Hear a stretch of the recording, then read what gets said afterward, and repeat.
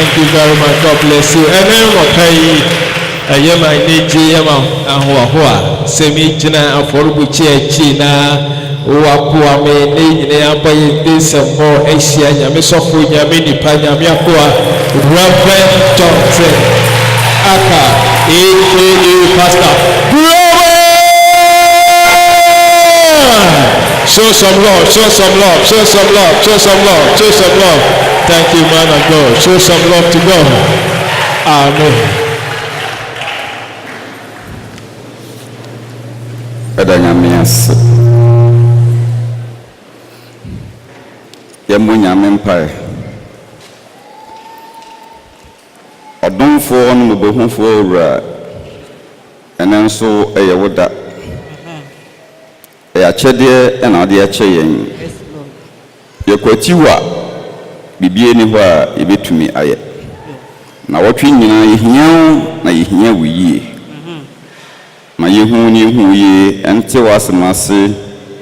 Wasema hoden ene enante. Ne etie biara mabani nku ye ho ama na wotwe ne kwa wiye a de aseda piesie e de ama.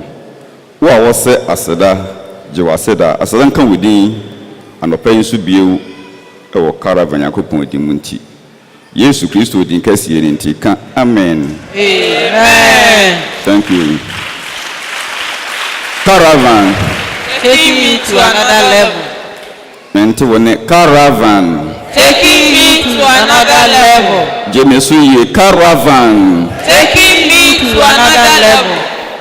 ade ba ko a ebetna se na me dwen ho hwehwe anima nkoye ni bi wo ho nipa nso wo akire ana me bisa mo say what is going on ede na ekoso ekwan wo animu nipa wo akire animu nyema nipa wo akire na me bisa mo adan because otumfo ma me nya ne ba bi ko ye na me hwe bi wo TV so ye wa manfo konsan Manfo ba.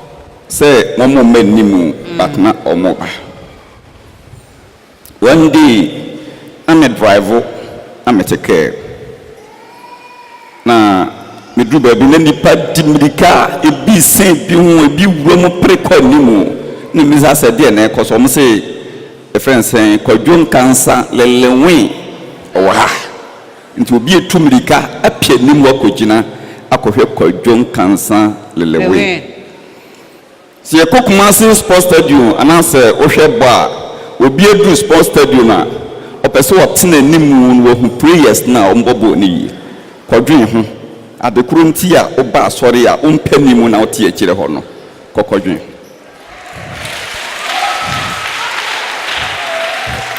sanyo bonsam na ye de ana de be kaso menti ase empanfo me bo ana menti de me kan fire mfanto ho lelewe na eba sesi a yesi ebejoku sesi a de oti akire ho besori ebegino bi kon ho ewani ma why so bonsam na yes a onko top ase in the name of Jesus. Amen.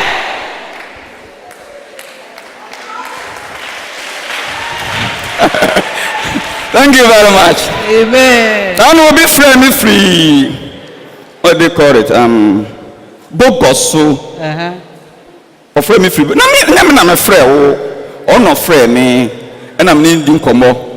Me ni kasa na pastor me srewo a osofu me srewo we de me san frewo am so no problem me srewo osofu me yele tinam so ko hin oso on program no ye no kan say kunkum bajia so for me srewo kunkum bajia bobo goso na mpese me tina nimu nti me srewo a wakene me frewo na mza ma frewo na frɛ me won frɛ me bi ekura ye wo asempa o print ma kotina nim akohwe kunkum bagia but oba sorry a okay chire ho. Thank you very much. Unyante asembi ase enemy team ya me dem atie ni ye me see behind every bitterness is God's grace. As beti behind every bitterness is God's grace. God be better than saying, "When I can twi, you tremble for na uchirem." For the beer, Mete Brofanga Mehawadin, Behind every bitterness is God's grace. Yaudie bia echino nyame adom ewo. Yaudie bia echino onsema kabrensi apia. Nyame adom ewo ho. Yaudie bia echino nyame adom ewo ho. That's my team. Now, my main character, yeah, Nemegina and so Akasano, they call her Naomi. So, okay, TME pa me bomrane mawoje so caravan also taking you to another level. I want you to see me caravan. Now, say caravan is taking you to the next level of your life. That's the meaning. Caravan taking you to another level. Odifo Isaiah said, Onyame omade obre to me nkokwa ehwehwiase emrantie nkokwa ehwehwiase mrantie pa baba dodo no a otwen awurade anim no omo a omutimi twen tie word ni yi omo mutimi twen awurade na no obi ba me fie anopa na omuka kire na se sofo nyanwie ose metwen no mse da bi onyanwie ose metwen no oje konya tenem because na menyanwie basa no sika se metwen na me dipusa garawa efre bibi pusa minim ebi akaw mankani bia ya noa ene ne hono no na wie ankore ma papa ne betwen me ntimi pie ntem na so one tete me ne kodi amane na ode na asem ye den eko ni fi because what na say metwen no Bible say dodo o mo twen awurade anim no the secret is sankrofo no obi otwen awurade anim bia no onya ahoden foforo onya ahoden foforo a na ode ntaban foforo afro so kode obetumrika ompaba obenante nso omre mika ose na me de awurade na me hwe ne kwan tie mika ose na me de awurade na me hwe ne kwan entwen ubia awurade na me hwe ne kwan me twen me nkwaje nyankopon minim yie se maka se me twen no obetie me enu nti obi bia obehu mika se situation bia owumu bia no bitterness bia owumu bia no untimi ma wani nye no ho nkosi awie because obi a wotwen no se nipa ni hu adi a obesa ye den asole that is secret yami sure it was so ya banya mesumu a ma memfa wenye example so bia betie twi mi yi we ayinsu ninsuo na suffer the beto what they call it puppet no so no enye sesu kom de me nyese bia su kom de me but nsuo no wo menchen say mankasa na me kasa no nsuo wo me mu se me hu nsuo awia mintimi nkasa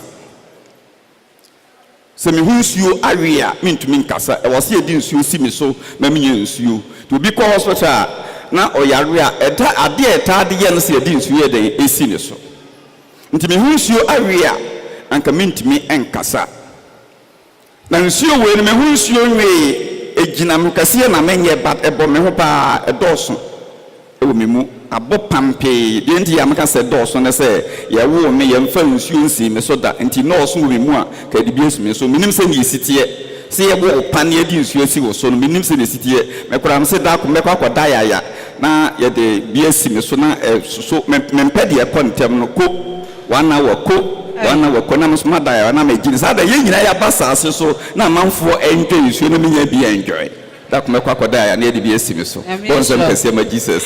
Thank you very much. Ebetwa keke de America na se nsuo we ne wo ho esi puppet ne so fa me kasa na bibi ye kasa mu no bibi etimi edan atram ne bibi trame me a me de nsuo kakra beden ebe fa ne minim na ma ye free ana se me bewa ebi ana mframa bi bana epese yese bi a waba na mafa na manum bi na aboa me anaasɛ sukom de me a metimi akasa sukom de me a na masan yɛ den anu so ade e betimi aboa me ɛwɔ madwuma me yɛ wɔ soro asisi ai ɛne nsuo na yɛ den ekuta me ne mani da so baako ɛne nsuo we amen bon sama Jesus amen enti maadie bi a meyɛ bia no menim sɛ nsuo we maadwini mu no maadwini tikɔ no menim sɛ nsuo we ɛda pulpit no so me aware I'm aware of it Kristoni a ɔyɛ Kristoni na afa Yesu sɛ ne kra na gyenkwa na yɛfrɛ bibi sɛ nyame adom ɛno nti na Isaiah ka sɛ ɔmo twɛn Awurade no nyame wɔ adom bi de dom wɔ mo a adom no de dom wɔ mo no na hoɔden te sɛ wɔde ɔkɔdeɛ taban ɛyɛ mfanto ho ɛmom timi pɛgye ɔmo timi kɔ anim timi nyini nkyɛ etimi bɔbra etimi didi mo ho to wɔ mo etimi fa baabi bia ɛyɛ adwuma amanimunyam yɛ den ɛdaadi na de edum akotene ɛyɛ nkwagye a nyame ɛde ama yɛ Kristoni a ɔwɔ nyame anim na onim sɛ nyame ama ne nkwagye salvation nyame de ne mogya no ne dɔba na bɛyɛ akyɛdeɛ ɛnam ne dɔba ne wuo so ama yɛbɛnya nkwagyeɛ ama saa nkwagyeɛ no nam a yɛne nenam no ɛnyɛ saa nkwagyeɛ no nko na mmom abrabɔ bi a yɛbɔ ɛwɔ yɛbɛrɛ so wiase biara no sɛ nneɛma ɛnkɔ yie nneɛma ɛtɔ kyema yɛwodie bi ba ne yɛkɔ wɔ haw bi mu a ɛwɔ sɛ Kristoni biara ka hunu sɛ adom bi wɔ ne nkyɛn ɛne nsuo na meka no adom bi wɔ ne nkyɛn sɛ yɛyɛ atwoku yɛyɛ abrɛ yɛyɛ akaakyi a adom ne ba ɛbɛma yɛ ahoɔden asa yɛ den thank you na ɛno na akristofo bebree yɛmfa no nyɛ adwuma yɛnim mpo sɛ adom no so tumi yɛ adwuma tam biara adom no tumi yɛ adwuma tam biara anadwo awia anɔpa anwummerɛ sɛ wokɔ afuom sɛ wokɔ dwom sɛ wote kaa mu sɛ wo obi di nkɔmmɔ anytime anywhere anyhow adom no tumi yɛ den ɛyi ne ho adi ɛyɛ adwuma sɛ nyame so wɔbɛsesa wo a with a twinkle of an eye womtata w'ani a wonte no wɔtumi sesa w'abrabɔ ɛma ne yɛyie is God all things are possible mpatɛ wɔte asɛ he is God otimi sesa de nipa bi aka ɛno ntina bi ka sɛ metamfo ma wani nyeme ho metwe ase afa hyo sorry ameti sum so a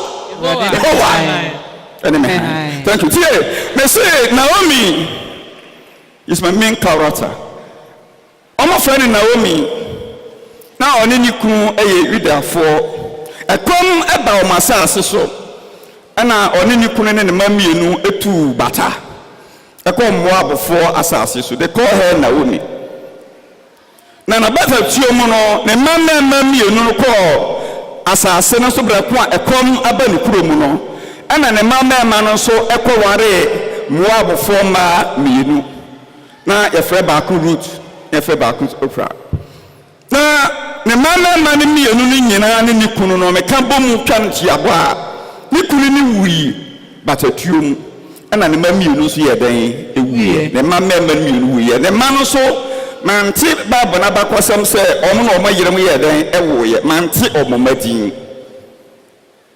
enti ɔma na wɔn mete sɛ ne kurom na saase so nyame ayɛ adom amaduane ahyase ɛba nti na ɔsɔ ɔba back ɛwɔ ne kurom nti ɔba no na ɔfrɛ ne nserom ma no mienu na ɔka kyerɛ wɔn sɛ me baayɛ no amesi me yie me kunu afrim na me mama mienu so afrim nti me sa akɔ masase so ɛwɔ sɛ me gya mo kwan na obia kɔ na busuam na ɔne na busua ɛkɔbɔ bra me de nyame gya mo kɔsɛ ɔka saa na ne nsɛm sɛ daabi yɛntimi nya nko ama wo nkɔ ɛwɔ sɛ yɛne wo kɔ baabi a wobɛkɔ no ɛwɔ sɛ yɛne wo kɔ ɔno ɔmo ka sɛ daabi wontimi nya ne saa na baabi a manyina duro yi ɛnyɛ ade a metumi awoba ne mpo sɛ nyame mpo yɛ matom ama baabi a manyina duro sɛ mɛbɛ wo ba mpo a enti mobɛtumi atena hɔ atwɛn kɔsi sɛ mebɛbɛ nyini na mabɛware na ana adɛnti na modi makyi monkɔ mabusua mu na monkɔbɔ bra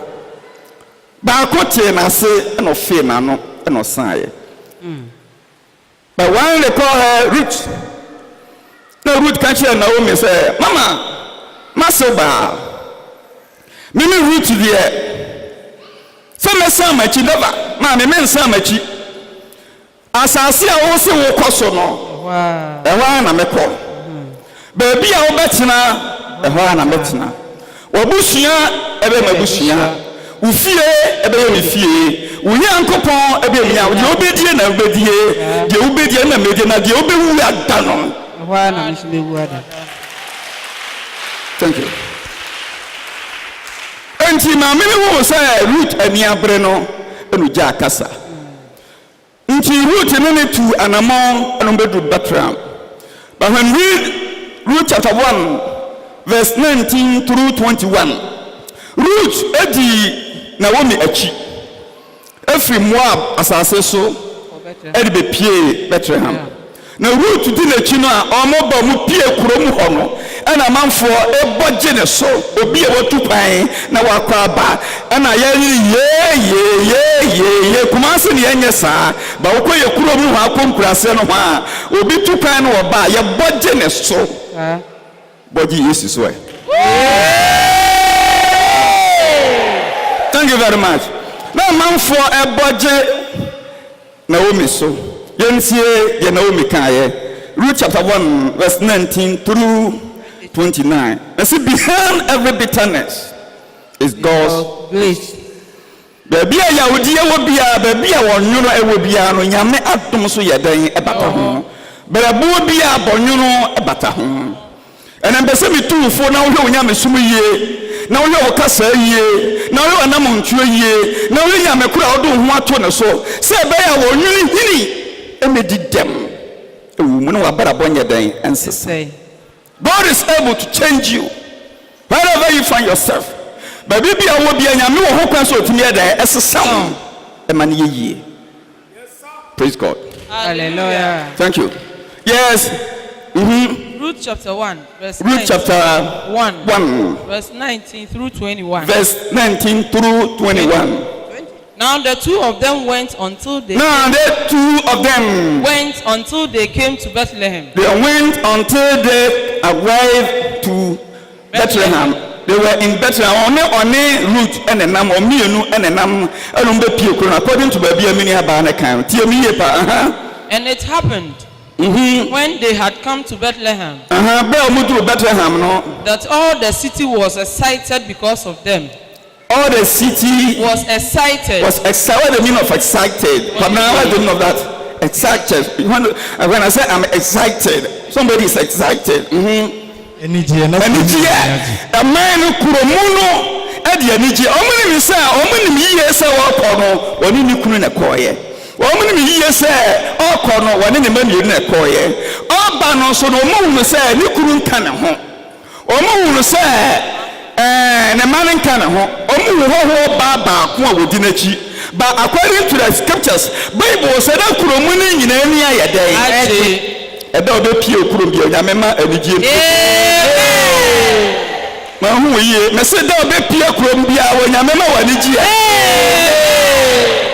Ma nti wonka ye me say de ekoso abra bombi a eda bi obe pie kurom bi onyamema anigye.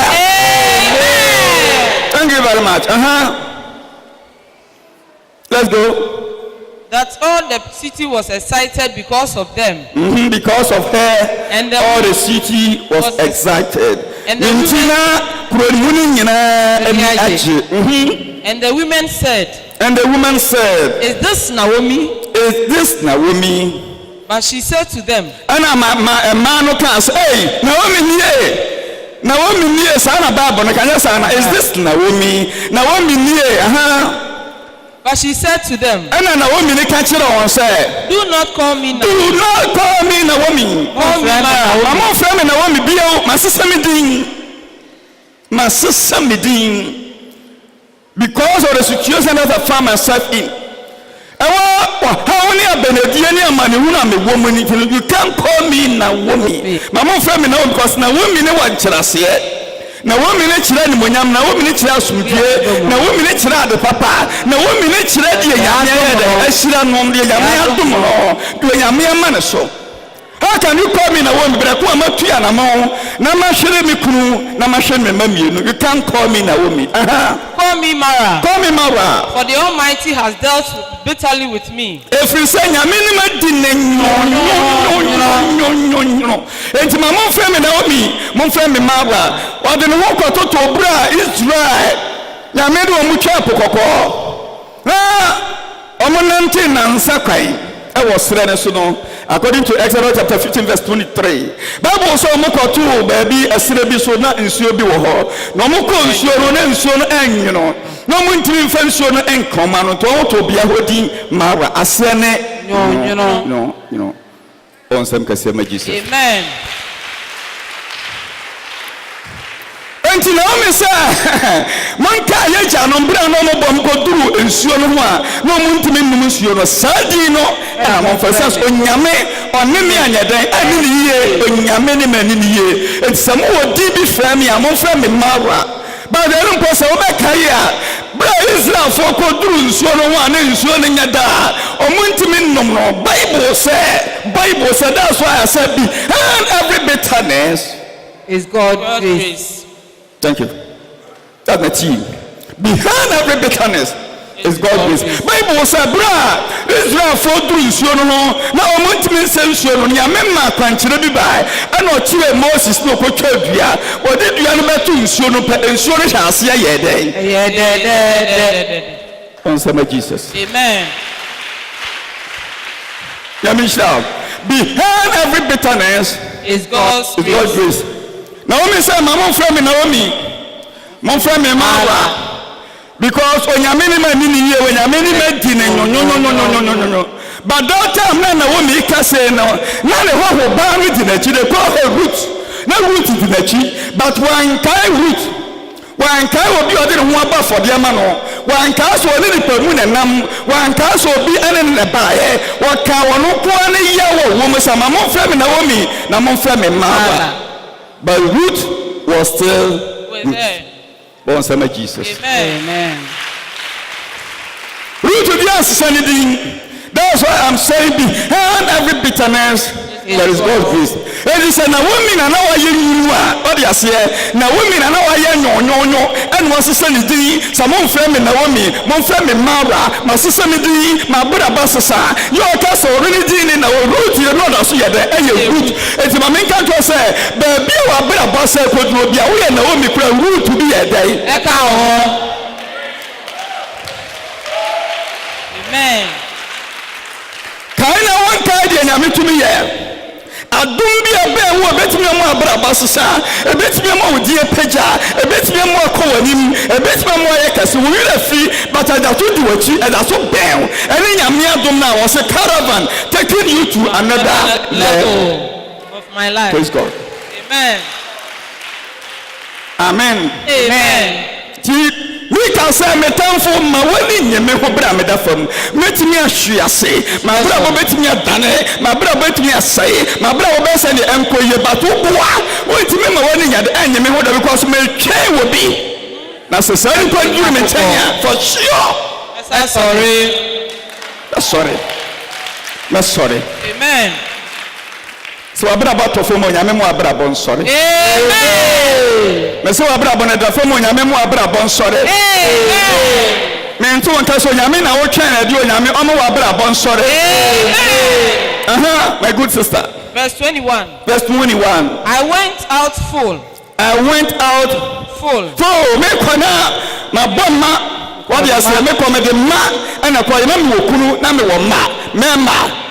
What I say, maybe so no me the empty hand and I'm the buyer. Me kuna wu me mafim. I don't think I be friend Naomi. Change my name and call me Mara. Mama abrabomu wabomu yaden emu da men kan bida adum bi hyenchen ho. Amen. Lawyer. Yes, adum bi yaden. Hyenchen. Me to on kan say adum bi yaden. Hyenchen. So Naomi na bama bu awuru to bi yaden etinachi. And the Lord has brought me home again empty. Why Why do you call me Naomi? Since the Lord has testified against me, and the Almighty has afflicted me. Amen. Boy, some Jesus.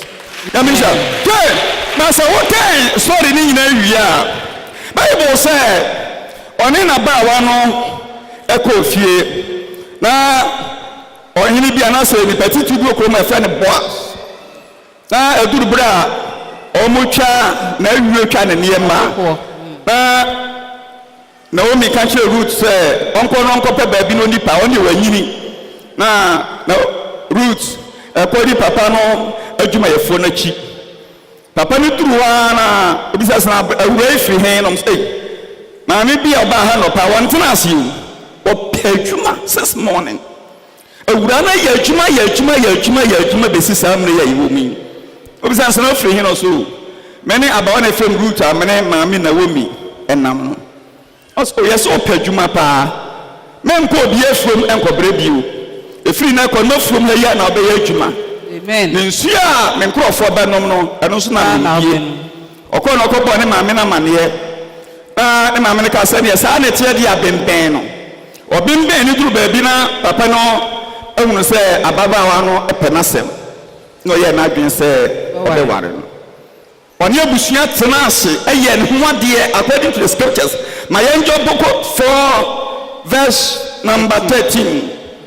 Ruth chapter 4 verse number 13 anya say maame ne man akwankyere no mekenka bible no akwankyere no ode man no koda ne nan anafo no ma hunu so ode ne ho ye den eka no manteresa okoda ne nan anafo e na ade echi bible na anka say ode ne ho kantimi ntwa ntoro nye den ento no so but listen to the scriptures Ruth chapter 4 verse 13 through 22 so Boaz okay na Miriam so kenken bie Emilia Ruth woman 89 chemu dumiensa ose na Boaz fa Ruth ware na Boaz fa Ruth ye dan e ware na okọ ne ho na wode ne ho owale yam tienie Boaz fa Ruth ware ye ansa na oye dan okọ ne ho tienie okọ no ho de ne si ye na onyini sen okọ no ho no onyini sen ye na wo baberima e na wo baberima na ema no ka kire na wo mi se na ema no ko bon na wo mi amane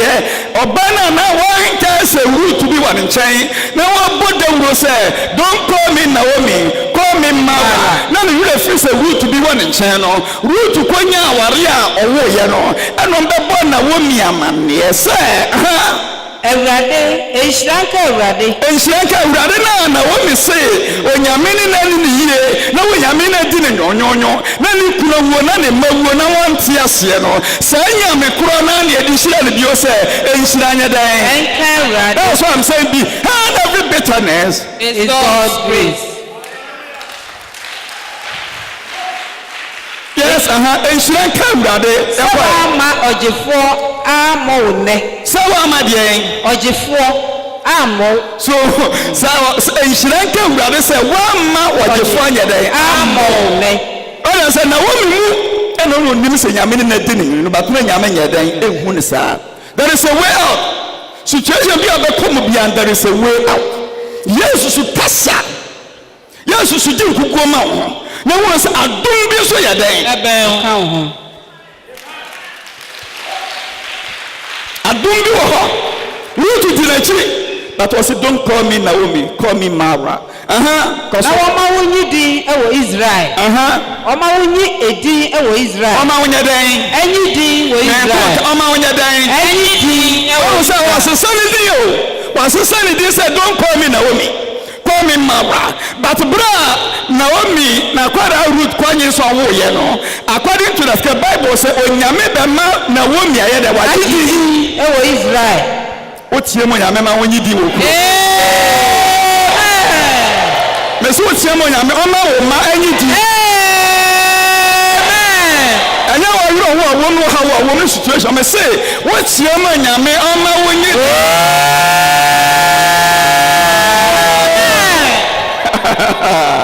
Wole Bible di agoro de nyame som di agoro wonti nyame som ase na wonim de nyame tumi ye bi and every bitterness is God's grace na onye wo nkwamafo ene wo mre wa bre mu hwefo waye den onye wo nkwamafo ene waye wo de en wo nkwamafo ene wo mre wa bre mu hwefo Ruth na wo mi ho asem no pe Efiri sɛ wasi a ɔdɔ wo a efiri sɛ wasi a wɔdɔ wo a na wɔgyina wɔn nkyɛn a wɔne ne ba kuro ne nyinaa ni bɔtena yehu deɛ wɔwɔ se no mu ne yɛde ani gye ahyia wɔ na wo deɛ wɔwuru deɛ wɔwɔ se no ka sɛ don't call me Naomi, call me Mara. Wɔnyame nam saa baba wɔn sɛ ɛbɛma wo din adɛdɛn deɛ ma menka kyerɛ sɛ adeɛ bi wɔ abrabɔ wo ankasa wo hui but wɔnyame mfa saa adeɛ no so ma wo din you may never know it adeɛ wobɛhu no until sɛ nyame animonyam bɛdɛ ɛbɛyi ne ho adi. Praise the Lord. Hallelujah. Ruth di n'akyi ɔse don't call me Naomi, call me Mara. Kɔsɔ mi ni aba. Wasi a ɔdɔ wo a ɔyɛ ma wo ɛsɛ ma bɛrɛ ma mɛ ɛnso no ɛna awo no. Na ɔkɔ na ne ma no yɛ sɛn. Ɔkɔ na ne ma no yɛ sɛn. Mienu tie ni o ɔkɔ no na ne ma no mu yɛ no ɔno yɛ tu ɔnte nyame asɛm ase yɛ ate nyame ase. Ɔkɔ na ne ma no yɛ mienu na ne kunu yɛ baako na ɔmo na mmiɛnsa. But maame ne bɛ wo bɔ baako pɛ. Maame ne bɛ Ruth bɛyɛ ɛbɛ wo ba baako pɛ baba baako pɛ na Ruth wo no information about body ma yɛn sɛ akɔla baako no se mɛɛma deɛ ɛnso tie mepagya adeɛ baako bi akyɛwa no amen mante ne amen mesi mepagya adeɛ baako bi akyɛwa no menti wonka o mesi mepagya adeɛ baako bi akyɛwa no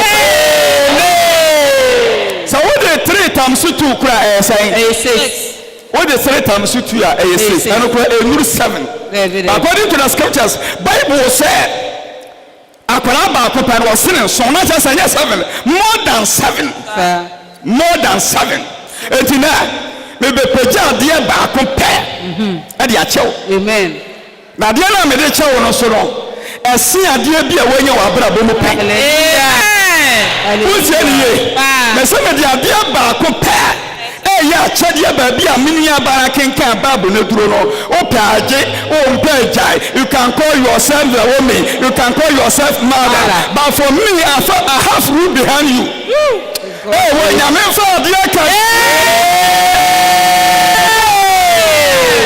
amen ɔde aseɛ hallelujah yɛn na wɔnte Bible no ase behind every bitterness is God's grace Chemudu nsia na Naomi je akɔkoa no de ne bɔ ne bo na Naomi de ɔse yɛmfrɛ me Mara na yɛmfrɛ me Naomi na fɛrɛ bɛnyɛ ba baako no asi nipa nsom hallelujah akora baako no ɔsi nipa nsom ɛna adom a mede adom wɔ no ebetumi am wasi dan more than 7 amen otiri yɛ me sɛ ebetumi am wasi dan more than what 7 efie more than what 7 what did I make and say cars more than what 7 stores more than what 7 accounts more than what 7 visa more than what 7 kekabi a opeka on kekabi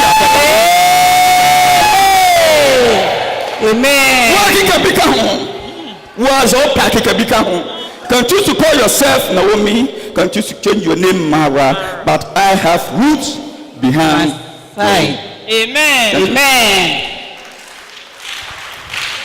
I'm talking about truth.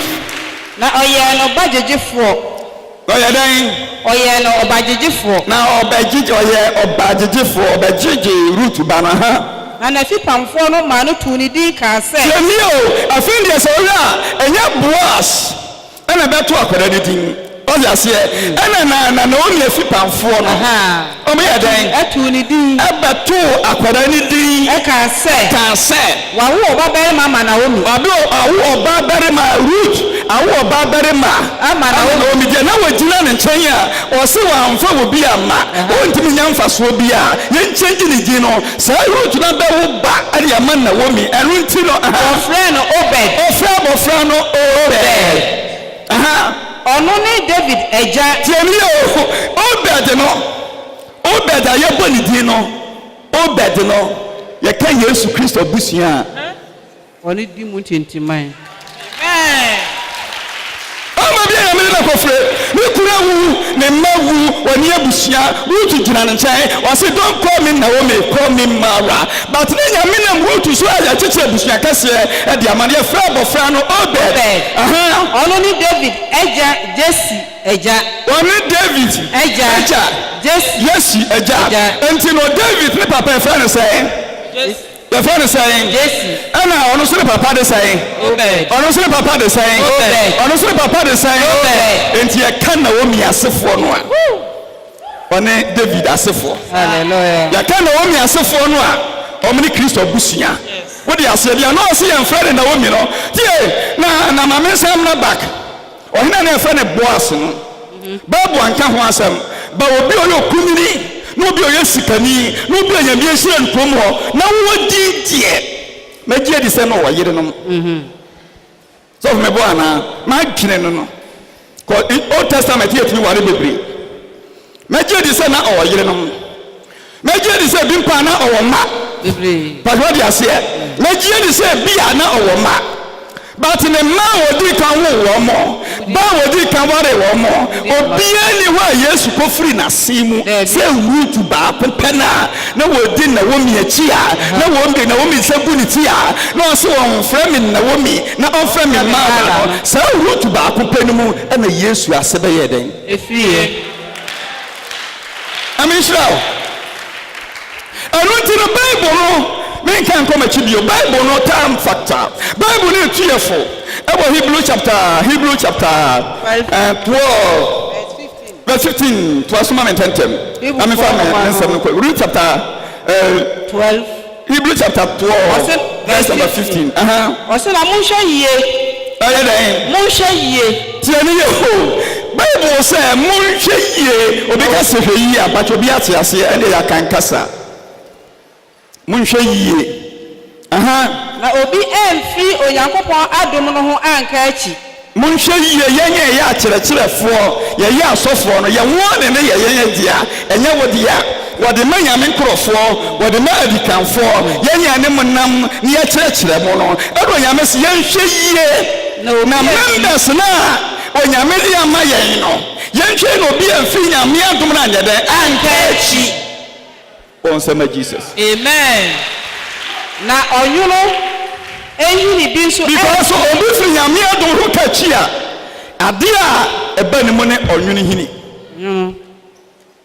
root of bitterness ade eba ne mu ne ɔnwono hini obi emfi adom ho anka achi na ɔnwono hini bi emfiri anya ɔhaw bia na ɔnwono hini bi emfiri anya ɔhaw bia na mfa nkekaye amekeka nipa bebree ɔnwono hini tie ne ye o ɔnwono hini ne emfiri ameye ɔhaw bia ɛwɔ saa nipa ne mu na mfa nkekaye amekeka nipa bebree thank you bon sema Marie Amen. now Marie I'm in search of my introduction team here behind every bitterness is God's grace. That's my team. And my introduction, failure to secure God's grace is the root of bitterness. That's my introduction. You can take it from me. Failure. Yana me bre ansa na my message moment borofo. Nti me nkekansi anu ma menya we mre onu ma bre pa ti atworo. Me mfa ne kwa man ko college no. Eni eden ne eni bre na me tworo ofie ho. Ba na me hyede mu a me yire kura ball gba na maka mani masi so because beti me borofo ne so. Oboy gba me se mama dia me person kasa ntem no nko pass me sua borofo mani abre me fa wei na ma fa wei me nyansa miensa mfa mre ma bre me nse so mo chocho ni tentem no enti me tworo bre wa failure to secure God's grace is the root of what? Bitterness. So nyame adom ya wode adom nipa ye nyame ka kire yen se ye tie mu caravan ye say taking you to another level. Na Isaiah ka kire o se omo mo twa awurade anim no enya hode foforo ode ntaba foforo onante se okode o tumirika wo mre onante se onyade onpapa ade nyina mo mutumi kom anim mi ka sa me hwiase a me sa sore onyame adom abuso amanipa se biri abiri bi anipa be komre yemu bia no na wo mi gina baabi ka se yesu se ne di emfa ne mara me emfa ne osuro nyame nam ne so There is something in your life. I call it the grace of God. If you are not able to secure it, I cannot secure it for you. Let me come in something in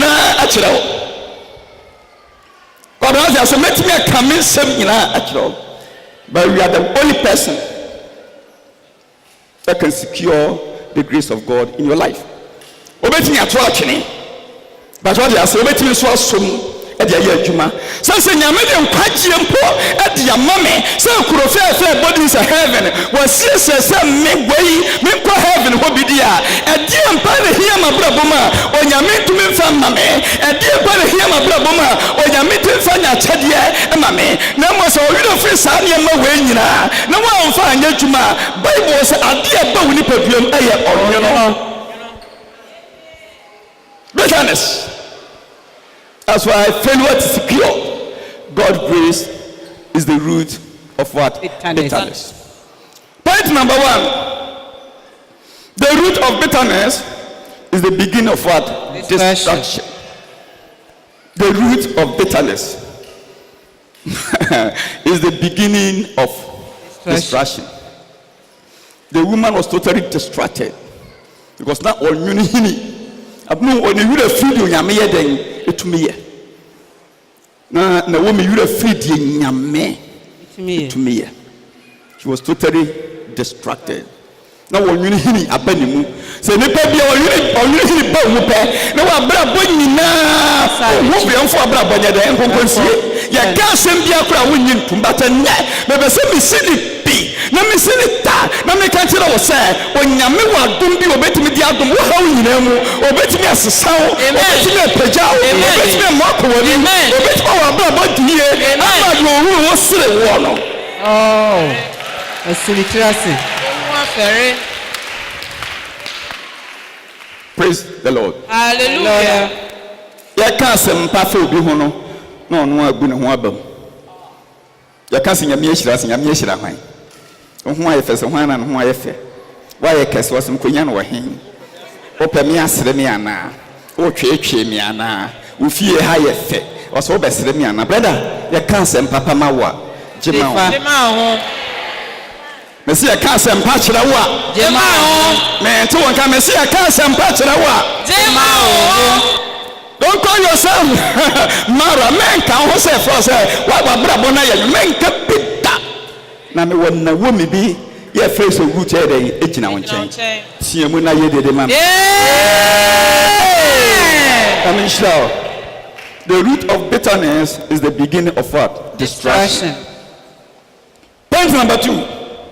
The root of bitterness produces fruit of what? Bitterness. That word is from bitterness, no eswaba. We nipa. Say on you ni ba mu a, wona what say nipa. Ba bibi wo nipa dua mu a enyini. Na enyini nso a ebeswaba. Ebeswaba na wa hya ase eche. Abana aso no. Point number 3. The fruit of bitterness contains the power of what? Defilement. I'm in church with Mukakra. The fruit of bitterness contains the power of defilement. Say, Obi Yahudi ebetinanimu. Na wonyuni hini ebetinanimu. Baby a yedding combo papa no.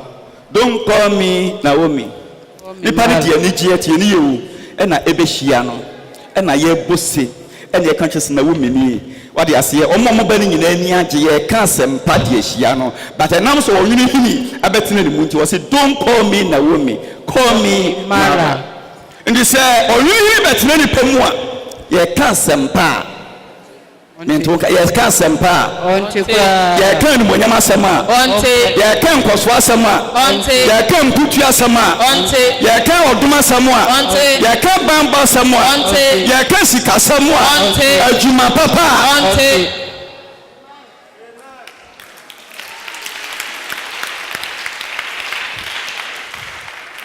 What you say? No more baby. You can come on for once. What's it then? Sister Nata, dear no. wo so hu wahu ne kaba no ne nsanda bra matele ni na nhwe na awamu sei no ekọ ne moto mu ho no ne hoso do hu yampa watimi achekia ne yure feed ye nyame adom betimi ayama no ne ba bi wo so gina bisa de nyame ne monya betimi apie o check obi akaba atie ne moto wo so hu wahu che na ne moto no mu ne de che ade tele ne be ni ehunu ye wasembeng wasembeng efa wasembeng efa ho beng ono apam na taade se ne hu mu ho na expose ne bebre na enwu na nim ase na ne moto mu so ebi pampompa bɔ no ɛna wakɔbia ho nto meka kyerɛ sɛ mpompa bɔ no wan ka obetine fie nka ho ma sɔre mpompa bɔ no ɛna wabie ne moto mu sɛ ɛbɛyɛ agya obetime akonkɔn ne nsa ɛde aba wo so kodi natam na odi natam a onyame de ho bɛkyɛw on sama Jesus amen wan ka obetine fie afra so for mpompa bɔ mi o ɛno kora ma mehwɛ me ɛno ya mehwɛ mpompa bɔ wa ya mehwɛ no ɛho nkeka megya asɔre no megya menkɔ bio mpompa bɔ me matuom sɛ fua honi obi a mehwɛ me obi deɛ ɛna wasan natade a wayɛ sei no wo so ɔkyerɛ no wɔnkyerɛ no hu o mpompa na ayɛ dɛn abɔ no wɔnsama Jesus so wɔnwene batena mu a wɔnhwɛ yi a wɔsɔfo nyɛ bɔne wasɔre ba nyɛ bɔne sɔfo maame nyɛ bɔne kwɛni nyɛ bɔne adwontofo nyɛ bɔne but obi de nsɛm bɛhyiahyia wo wɔhwɛ yi a wo ba asɔre na nso na sɔfo ho asɛm yɛ dɛn ɛhyɛ otirim ɔnwene hini ɛno bɛbɛ nipa bebree ɔtam bia baabi a nkuguo ne wɔsɛ yɛ wɔ no ɛhɔ na wɔadwene ɛdɛn ɛdi akyire yɛka asɛm papa bi a wonte yɛhuahua na no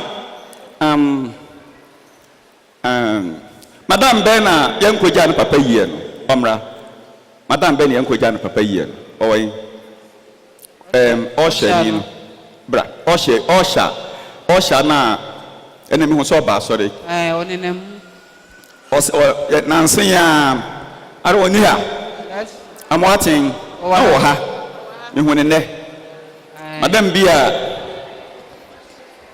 ɔbae bra ne papa wui ɛna ɔde obi bɛgyina sɛ ne papa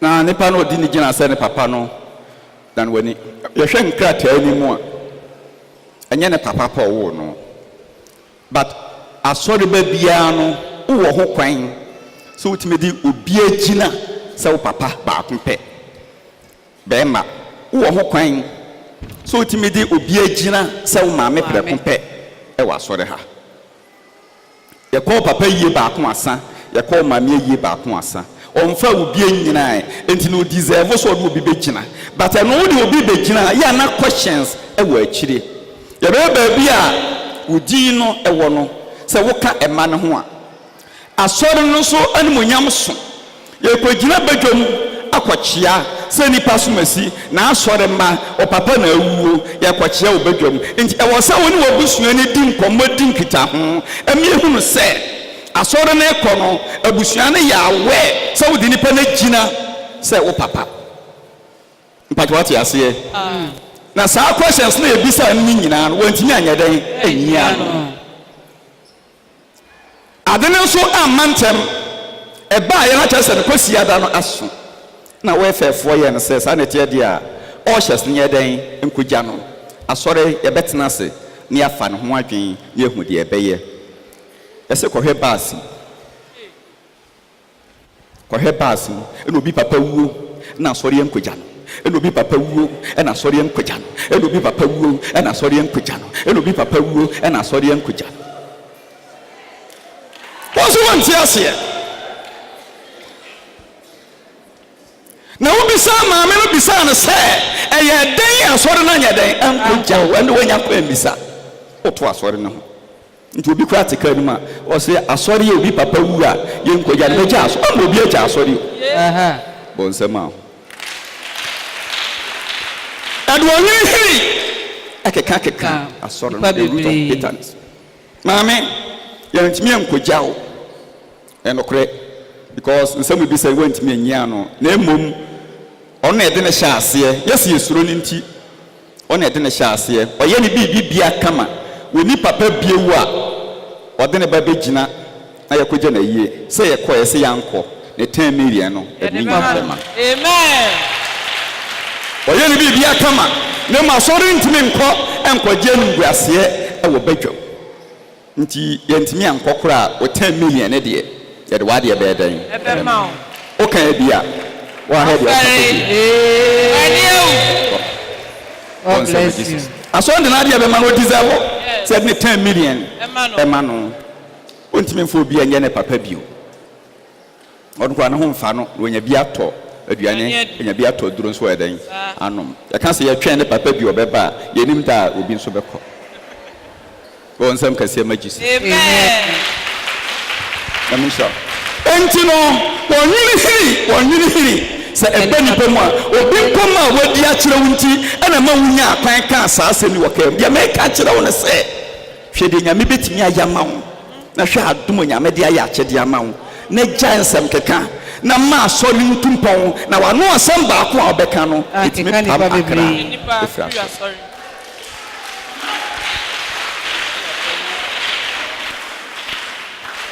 onsɛm bɔ na wɔfam koraa amen because ɔnwene na so aba na ekuta tumi ɔnwene na so aba ekuta tumi ɛba manfo hwete na ɔkuru bi anim na so apam manfo betumi adwo ho sɔfo adwobɔne so na oni ho adwen bia me ma adwene yɛ fan na mde so nyankopɔn me ne nyankopɔn atentam sɛ mbetena konwa no so na mansɔre na mewukura yɛnsie me ni dwotire wansidi ɛde baabi a me de agya me ma sɛ mewu a yɛmfɛhwɛ me ma menye bida madwuma nyina me yɛ nyame adwuma mewu a wanhwɛ me ba nyame bɛyɛ dɛn ɛgye nyame di ɔde aseɛ na woni ɛpa ne ho ntoma na ɔbɔ ne ho dawuro sɛ ɛsesa ne din mfrɛ ne mara no na root yɛ dɛn ɛka no ho ɛdeɛ menim deɛ ogyina m'akyi Hallelujah. menim deɛ ɔka me ho amen menim deɛ ɔne me nam amen menim deɛ mesom no amen menim deɛ mebrɛ ma no amen sɛ wonim deɛ wosom no ɛna wonim deɛ wobrɛ ma no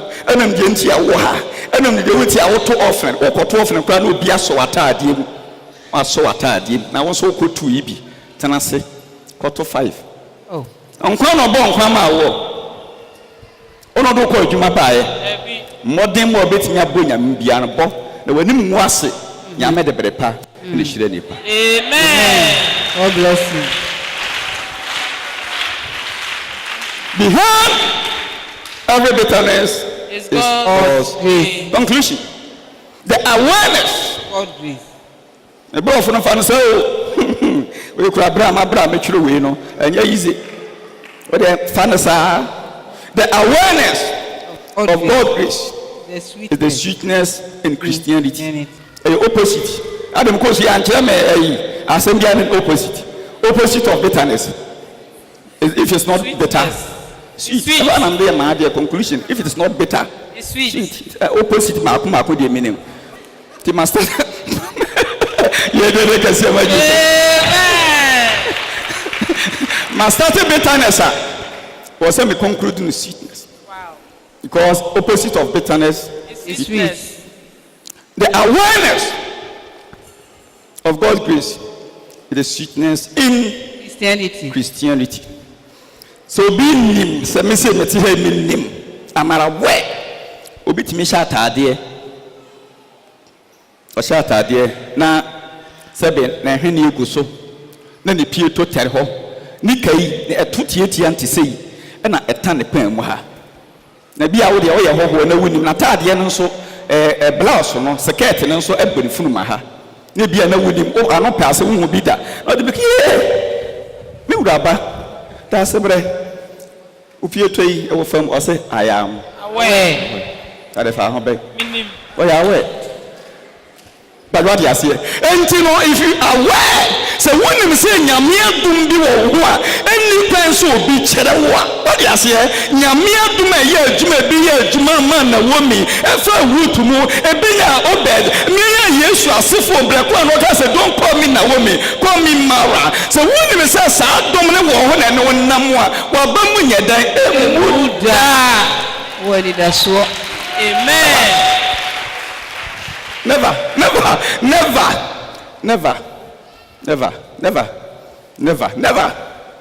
Timi nkan kugu ma ho man ka bida me wo hia me se me kan kugu kasa na me didi agoro ebi ni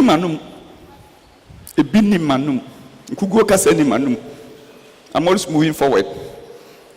Sorry, I'm wanting. Many 54 years.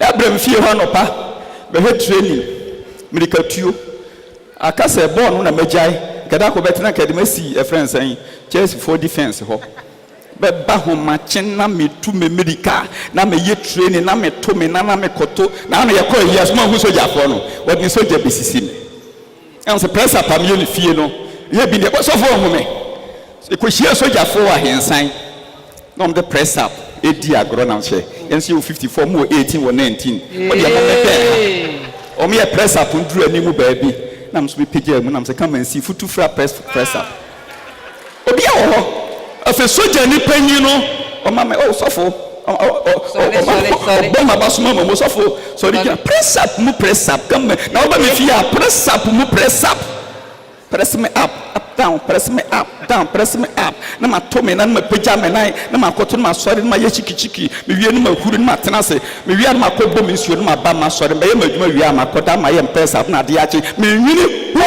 Amen. Ba dia se agem bia ni me tiri se me sori ma ye training. Ye nti am ye training se me nya fan nante. Me film ka mu a me free officer na koto na ka high air condition. Anso ye air condition. Me duru fia ade asa nti ahomache be se 1 hour no ya me be bompa ya gina fa akono me nam nyana me bompa ya shikata yandara aba shandara to be am se chest out ya sakanta yandara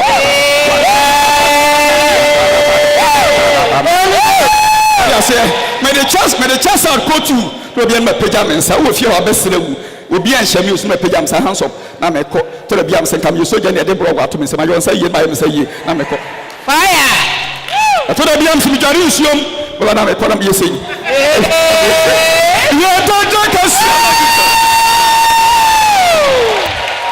You are my real. The banana that's an answer. I'm sorry, let me work. Maybe you're being to me. Maybe any yes, you're betting I am. Sorry, Metanas number woo. Yammed me call men custom when you be on your day. Going to be Shameba, Bompire Mano. Amen. So nipa bi o yes bi anim Kristo ni bi anim say nyame adum bi won nchen ya biri bi na ne yeden ene onyame ma wonte mase. Amen. Eso onyame o ma wonte mase. Amen. Eso onyame o ma wonte mase. Amen. Eso onyame o ma wonte mase. Amen. Na wo mi korem ho mara nso na root ejina ne nchen na obewo bempon am ya bo Yesu din say Yesu asefo efiri na busuam. 2 Corinthians chapter 6 verse 1 and 2. Mawie 2 Corinthians chapter 6 verse 1 and 2. Na yene no bom ye adwuma no. Na yene mo bom ye adwuma no. Kan twi ni kan bro for man. Emilio kan se mente bro for kan bro for man me mama na kan bebre nti ototo papa kan har mama nti. We then as workers together with him also plead. Kan bo ko so kan ma ko ma ko die ni a. We then as workers together with him also plead. But what is with him? Ya ni mo ya ni Yesu ya juma bomo. Amelia. Me no ya juma bomo anka me nya juma no yo. Ojidi ekuta wo yi. Ko na ka me nya juma no yo. Ene ne bom ye adwuma. Na anu kwasi na anu fia da braha me mbo ni pakurodi akonwa we so a ehia amene ni patenase e wo ha nkonwa ni ema na ye for 1 2 3 lady baako na ema miens empemfo miens nan na me ne mbo maka sensofo mu a minim sofo sam ye keto mini padua na ye keto ba anka me nheda nya keto sa am no maka sem awie maka sem na wie no mam ne sesofo me Mayaday. Bonidia. So for me just so me bonidia. Me kwa jana so me bonidia. Bonidia. Ana me boa. Okina ho. I'm saying the preach you was suffer near me and for home. My cassa suffer me send me the bed. What did you have? What did you have? Suffer me goose ya me bonidia. Me jadia me bonidia.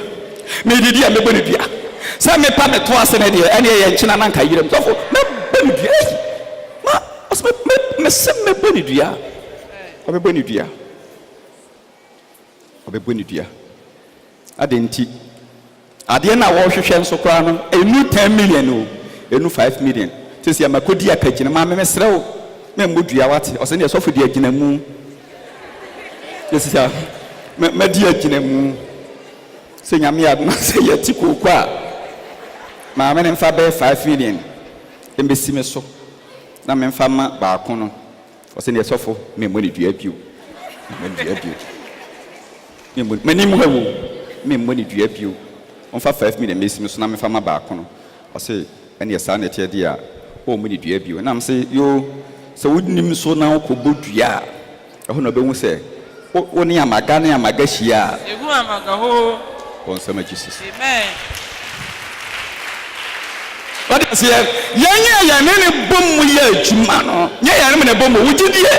Me ne kasa so be bodua. Woni so mu kasa. Na won kasa, wo dumi a obedumi wo chiro obeshira. Wo de me kana se ya na wo dumi obedumi. Me ne wo kasa ka kire mani me sa wo chia bodua. Wo ju so bodua. Wo da mu bodua. Me de me bodua. Me pa me to ase. De wo ye wo konwan se ma me wo nim dua bo. Wo nim dua bo. Wo nim dua bo. Ma wo nim dua bo. Wo nim dua bo. You did a cassia, my dear. Amen. And to the ambassador, and you know, a Juma Bomo. Some know a Juma Bomo, and Kawajidia Yini, Kawabara Basses, and Kawakonim, can you my papier, can you do home come on Kawini big da? That's what you mean. Kugo, Yaman, a Juma Boom, many years. And a Juma Boom. Thank you. Amen. Can because my dear friend said, na yene no ebom ye adwuma no yene ne bom ye adwuma na ha yetumo fo so se yetumo fo se so dey say afere what me bia me gina ne yene ne Yesu Kristo bom ye adwuma no ene dey afutu ebre caravan taking you to another level. Caravan Taking you to another level. Caravan Taking me to another level. Caravan Taking me to another level. ne mo ebo ye mene ye adwuma no bomu no yetumo fo se mo nyi nyankopon adom no kwa mo nyi nyankopon adom no kwa ate ma mo nya den mo nyi nyankopon adom no kwa ka shire ori ama nya den mo nyi nyankopon adom no kwa kagu na sumu ye ma nya den mo nyi nyankopon adom no kwa ese kagu na sumu ye ma nya den mo nyi nyankopon adom no kwa kagu na sumu ye pa na nya den mo nyi nyankopon adom no kwa bi chire o so nya den me to nka mo so nya den me nyi nyankopon adom no kwa that is nyame adom ne wadwuma yo nyame adom ne what dey say wadwuma yo ya wadwuma yo wo so hema ne ye de eye adwuma amen wo so ma ho ka nyame adom ne ye adwuma ma mo nyame adom a me ka ho asam na me se ba bi a yuwo bi nyame adom no ma mo nyene kwa na waji o so obi duru fia no wagya ato ba bi asa adom bi ani ho ba de na me de ma so so mu yie na so mu yie no kutamu yie na ode nantia. Praise God. Hallelujah. Mamu nyame adom no kwa na okase ebra esemu no na matie wo na okase ebra esemu no na matie wo ode ebra esemu no na matie wo ona no asemu no okase ebra esemu no samle nya bra sa na ewrade wontie o okase ebra esemu no na matie wo ena maboa wo ena maboa bra esemu na me de matie wo tie ni o matie wo na maboa tie wo na so anya den omwa me ente won ko obi betimi atia so anya den omwa me ente woni ye me so obi betimi atia so anya den omwa ene me yini pasem si nchen amen ewrade ontie wo ena no pe amen onyame omwa ona no pe amen so onyame ontie ona no pe amen wo onyame atia onyame omwa ona no pe amen so woni so onyame atia me so onpa wo mo a so woni so onyame atia me so onpa wo mo a so woni so nyame watia wa me so onpa wo moa so woni so nyame watia wa onpa wo moa ma na bere sem ero nyame ti o tie so a oboa. Amen. Thank you. Amen. So Amelia She ene ni adom bre. Share. Ene. Da bi ochena. Ene. Ochena. Ene. Ochena. Ene. Oboa ochena. Ene. Me se wo boa ochena. Ene. Ochena. Ene. Me se wo boa ochena. Ene. Ene.